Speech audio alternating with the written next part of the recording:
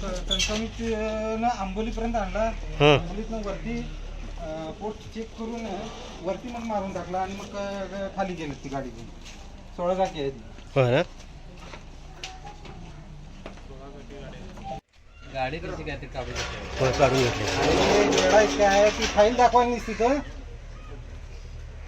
अरे त्याच्या घ्या म्हणलं खाली आला. असू दे, काय प्रॉब्लेम नाही घ्या.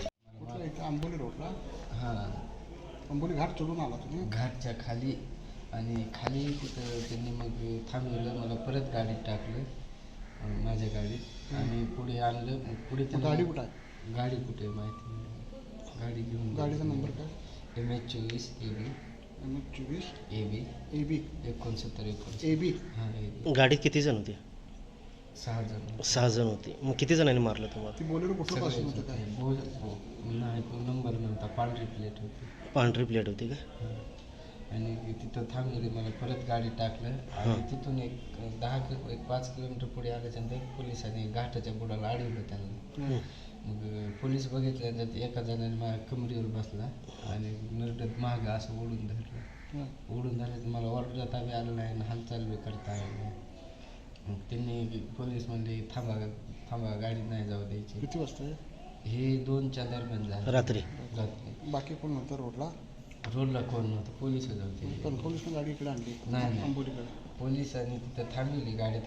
त्याला ड्रायव्हर जे होता त्याला विचारलं खाली आहे म्हणून.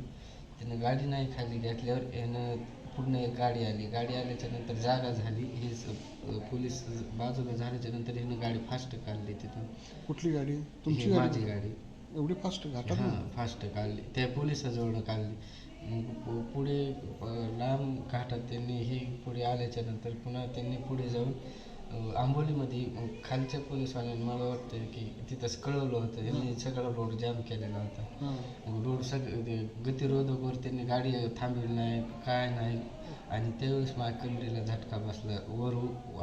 ते कमरेवर बसलं होतं आणि त्यानं गतिरोधकवर गाडी जोरात आदळल्यामुळे मी बी वर होऊन कमरेवर जास्त मार लागला मला.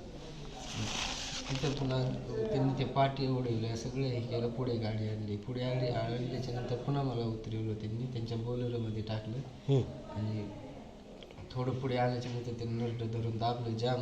म्हणजे मी बेशुद्ध होसपर्यंत त्यांनी नरड धरून दाबलं जाम.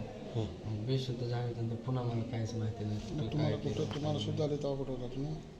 माझे हातपाय बांधलेले होते आणि ते ह्याच्या झाडाच्या पाठीमागं होतं. पुन्हा सरपटत मी पुढे आलो तिथं रोड. कुठे? कुठल्या एरियात? मला की एरियाला माहिती हे गवशाजवळ. हां रस्त्यावर.